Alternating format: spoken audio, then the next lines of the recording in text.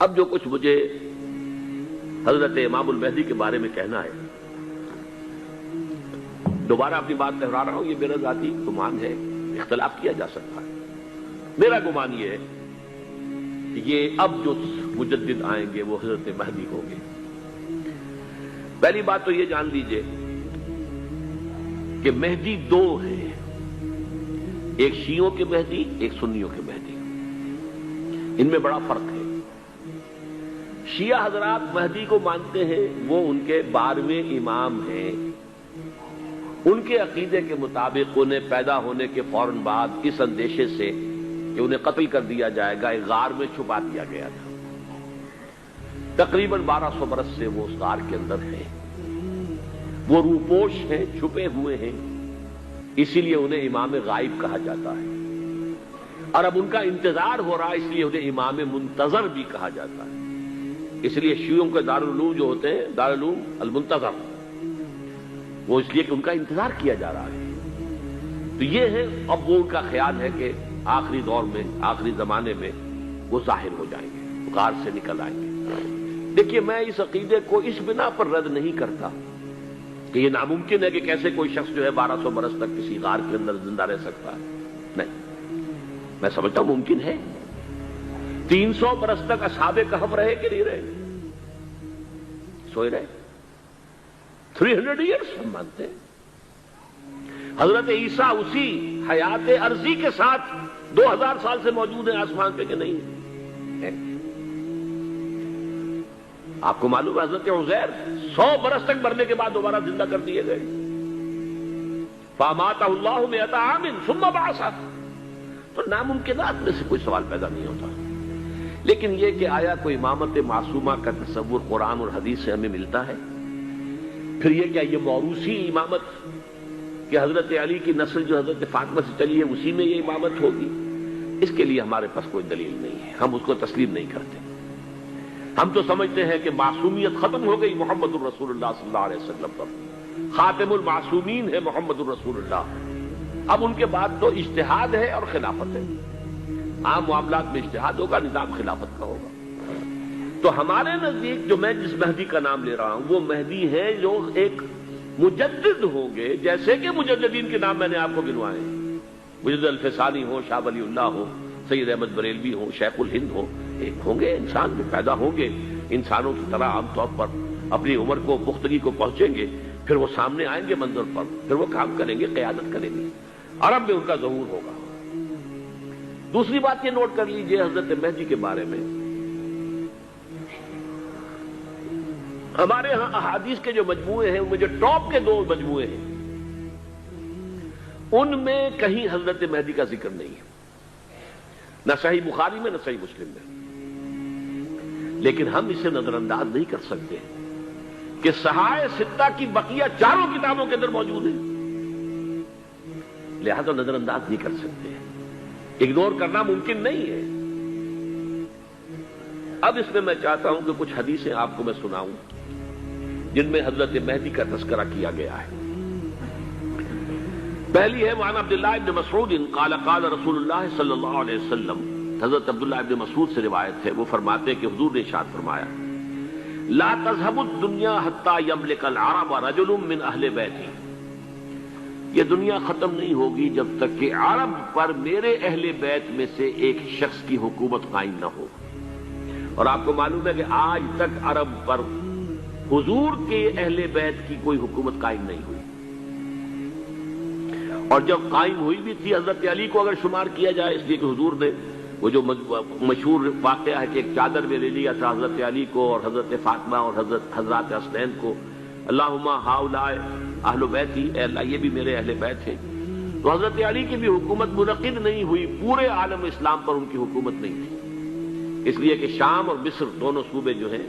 انہوں نے ان کی اطاعت قبول نہیں کی تھی۔ اس حوالے سے یہ معاملہ ابھی ہونا ہے۔ لا تذهب الدنيا حتى يملك العرب رجل من اہل بیتی یؤاتئ اسمہ اسمی، اس کا نام وہی ہوگا جو میرا نام ہے، یعنی محمد صلی اللہ علیہ وسلم، اور ان کا نام بھی، مہدی کا نام بھی محمد ہو، مہدی تو ان کا لقب ہے۔ یہ ترمذی میں بھی ہے، ابو داؤد میں بھی ہے، سنن ابی داؤد، جامع ترمذی۔ بلکہ ابو داؤد میں ایک اور روایت ہے، قال حضور نے فرمایا لو لم يبق من الدنيا الا يوم، اگر دنیا کی زندگی میں سے کچھ بھی نہ بچے سوائے ایک دن کے، لطول اللہ تعالی ذلك اليوم، تو اللہ تعالیٰ اس دن کو لمبا کر دے گا، حتی یبعث فیہ رجلا منی، یہاں تک کہ میرے خاندان میں سے ایک شخص کو اٹھائے گا، من اہل بیتی، میرے اہل بیت میں سے، یواطئ اسمہ اسمی و اسم ابی ہے اسم ابی، جس کا نام میرے نام پر ہوگا، جس کے والد کا نام میرے والد کے نام پر ہوگا، محمد ابن عبداللہ ان کا نام ہوگا، اور وہ یملأ الارض قسطا وعدلا کما ملئت ظلما وجورا، وہ سرزمین عرب کو عدل اور انصاف سے اسی طرح بھر دیں گے جیسے کہ وہ ظلم اور زیادتی سے بھر چکی ہوگی۔ دوسری روایت ہے حضرت ابو سعید خدری رضی اللہ تعالی عنہ سے، حضور نے فرمایا المہدی منی اجل الجبہۃ اقن الانف یملأ الارض قسطا وعدلا کما ملئت ظلما وجورا یملک 7 سنین، رواہ داؤد، کہ مہدی مجھ میں سے ہوں گے بڑی روشن پیشانی والے اور بڑی کھڑی ناک والے، وہ زمین کو بھر دیں گے انصاف سے اور عدل سے جیسے کہ وہ ظلم سے بھری ہوئی ہوگی، اور وہ 7 برس تک حکومت کریں گے۔ عرب میں خالص خلافت علی منہاج النبوہ کا نظام حضرت مہدی کے ہاتھوں قائم ہوگا اور 7 برس تک قائم رہے گا عرب کے اندر، اس کا اگلا مرحلہ میں بعد میں بیان کروں گا۔ تیسری روایت، اور اس کو میں اس لیے خاص طور پہ سنا رہا ہوں کہ اس میں وہی الفاظ آئے ہیں جو میں نے ابتدا میں حدیث آپ کو سنائی تھی، اس کے الفاظ ہیں۔ عن ابی سعید قال ذکر رسول اللہ صلی اللہ علیہ وسلم بلاء یصیب هذه الامہ حتی لا یجد الرجل ملجا یلجا الیہ من الظلم، حضور نے ذکر فرمایا کہ ایک دور ایسا آئے گا انتہائی ابتلا اور آزمائش اور مصائب کا کہ کسی شخص کو کوئی سر چھپانے کی جگہ نہیں ملے گی اس ظلم سے اپنے آپ کو بچانے کے لیے۔ فَيَبْعَثُ اللَّهُ رَجُلًا مِّنْ عِتْرَتِي وَأَهْلِ بَيْتِي، تو پھر اللہ میرے ہی خاندان میں سے، میرے اہل بیت میں سے اٹھائے گا ایک شخص کو، فَيَمْلَأُ بِهِ الْأَرْضَ قِسْطًا وَعَدْلًا، اور اس کے ذریعے سے اللہ تعالیٰ زمین کو عدل و قسط سے بھر دے گا۔ يَرْضَى عَنْهُ سَاكِنُ السَّمَاءِ، یہ وہی الفاظ آ گئے، اب اس سے پھر راضی ہو جائیں گے آسمانوں میں رہنے والے بھی، وَسَاكِنُ الْأَرْضِ، اور زمین میں رہنے والے بھی۔ لا تدع السماء من قطرها شيئا الا ثبت، آسمان اپنا ایک قطرہ بھی نہیں روکے گا مگر یہ کہ اس کو زمین کے اوپر نثار کر دے گا، بارش کی شکل میں گرا دے گا۔ ولا تدع الارض من نباتها شيئا الا اخرجت، اور زمین اپنی پیداوار میں سے کوئی شے نہیں چھپائے گی، نہیں روکے گی مگر اس کو ظاہر کر دے گی۔ چوتھی حدیث جو ہے وہ حضرت ام سلمہ سے رضی اللہ تعالی عنہ قال سمعت رسول اللہ صلی اللہ علیہ وسلم یقول المہدی من عترتی من اولاد فاطمہ، رواہ ابو داؤد، یہ بھی سنن ابو داؤد کی روایت ہے۔ حضور نے فرمایا مہدی میرے خاندان سے، میرے اہل بیت سے ہوں گے، یعنی اولاد فاطمہ میں سے، اور تفسیر اس کی آتی ہے کہ حضرت حسن کی اولاد میں سے ہوں گے۔ پانچویں حدیث میں آپ کو سنا رہا ہوں، اور اس میں ایک عجیب مشابہت آپ کے سامنے آئے گی حضرت عمر بن عبدالعزیز کے ساتھ، یہ اول اور آخری کڑی کے درمیان مشابہت۔ عن علی رضی اللہ تعالی عنہ، یہ حدیث جو ہے مسند احمد ابن حنبل میں بھی ہے اور سنن ابن ماجہ میں بھی ہے۔ قال قال رسول اللہ صلی اللہ علیہ وسلم المہدی منا اہل البیت یصلحہ اللہ فی لیلۃ، مہدی ہم میں سے ہوں گے، ہمارے اہل بیت میں سے، اور اللہ ایک ہی رات میں ان کی اصلاح کر دے گا، یعنی وہ پہلے سے کوئی زیادہ روحانی یا دینی کوئی اس سے بڑی شخصیت نہیں ہوں گے، لیکن ایک ہی رات میں اللہ تعالیٰ ان کی سیرت و کردار کے اندر انقلاب عظیم برپا کر دے گا۔ جیسے کہ میں نے عرض کیا تھا آپ سے کہ عمر بن عبدالعزیز کی زندگی میں انقلاب عظیم آیا ہے، خلافت کا بوجھ پڑتے ہی کہاں وہ خوش باش اور خوش لباس اور خوش خوراک، وہ شہزادہ ٹھاٹ باٹ والا، جاگیر والا، گورنر کا بیٹا اور خود گورنر، اور کہاں یہ کہ اس کی وہ درویشی جو میرے نزدیک واللہ عالم، ڈرتے ڈرتے کہہ رہا ہوں، میرے نزدیک وہ حضرت ابو بکر، حضرت عمر اور حضرت علی کی درویشی کو بھی مات دے گئی، لیکن کنٹراسٹ بہت شدید ہے۔ وہاں جو بھی کچھ تھا وہ تدریجاً آیا تھا، ہوتے ہوتے ہوتے ایک انتہا، اور یہاں سڈن آیا۔ چھٹی حدیث عن انس سمعت رسول اللہ صلی اللہ علیہ وسلم یقول نحن ولد عبد المطلب سعادت و اہل الجنہ، ہم عبد المطلب کی جو اولاد ہیں اور نسل ہیں، ہم جنت کے سردار ہیں۔ اور پھر آپ نے نام گنوائے ہیں، انا وحمزۃ وعلی وجعفر والحسن والحسین والمہدی، میں خود اور حضرت حمزہ بنو عبد المطلب میں سے، عبد المطلب کے بیٹے، اور علی اور جعفر حضرت علی کے بھائی جعفر طیار، اور حسن اور حسین حضرت فاطمہ کے لخت جگر حضرت علی کے بیٹے، والمہدی، اور آخر میں جا کر پھر مہدی۔ اب میں آپ کو ایک حدیث سنانے چلا ہوں جس میں ایک عجیب نقشہ سامنے آتا ہے کہ یہ مہدی جب ظاہر ہوں گے تو کس طور سے ظاہر ہوں گے،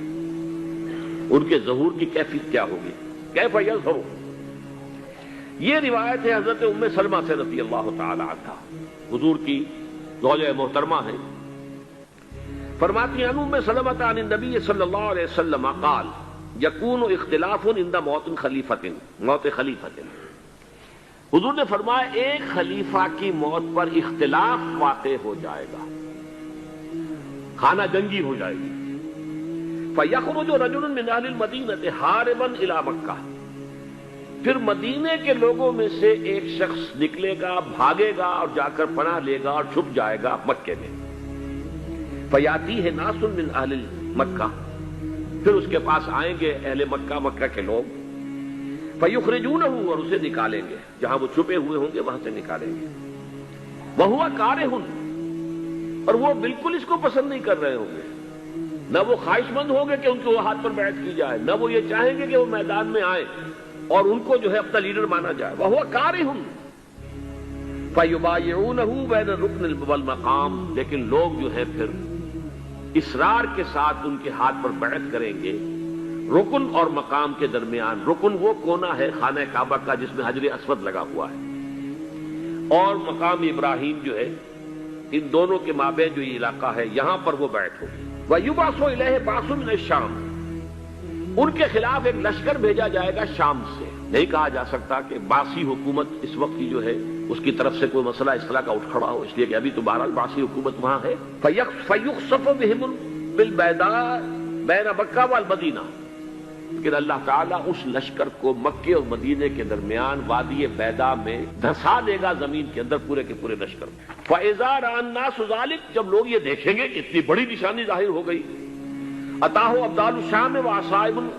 مِّنَ الْعِرَاقِ فَيُبَايِعُونَهُ، اب شام سے سارے کے سارے جو اولیاء اللہ ہیں وہ بھی آئیں گے، اور عراق سے جوک در جوک لوگ آئیں گے اور ان سے بیعت کریں گے۔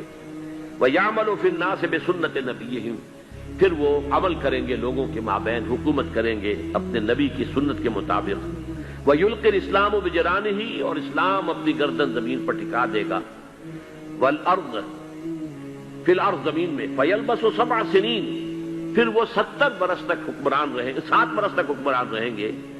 ثُمَّ يُتَوَفَّى، پھر ان کا انتقال ہوگا۔ وَيُصَلِّي عَلَيْهِ الْمُسْلِمُونَ، اور مسلمان ان پر نماز پڑھیں گے۔ یہ جو میں نے آپ کے سامنے نقشہ کھینچا ہے، اس سے اب میں ایک نتیجہ نکالتا ہوں، اسے بھی میرا گمان کہیے، اختلاف بھی کر سکتے ہیں آپ، اگر اس کو وزنی سمجھے تو قبول بھی کر سکتے ہیں۔ وہ یہ ہے کہ میرے نزدیک میں آج سے کوئی 6-7 سال پہلے سالانہ اجتماع تھا تنظیم اسلامی کا راولپنڈی میں، میں نے اس وقت وہاں کہا تھا، اس سے ذرا اخبارات میں بھی کچھ وہ کنٹروورسی آئی تھی کہ میرے نزدیک امام مہدی پیدا ہو چکے ہیں، ان کے ظہور کا وقت قریب ہے۔ اور اس کی تھوڑی سی بعد میں مجھے معلوم ہوا کہ جین ڈکسن غالباً نام ہے امریکن اس کا، جس نے یہ پیشن کوئی خبر دی تھی کہ 1962 میں عالم عرب میں ایک بچہ پیدا ہوا ہے کہ جو وہاں کا نقشہ بدل کر رکھ دے گا۔ یہ جین ڈکسن کی غالباً پیشن گوئی ہے۔ بہرحال مجھے اس کی پیشن گوئی سے کوئی دلچسپی نہیں ہے، میں تو جو احوال دیکھ رہا ہوں، یعنی اسرائیل کا قائم ہو جانا،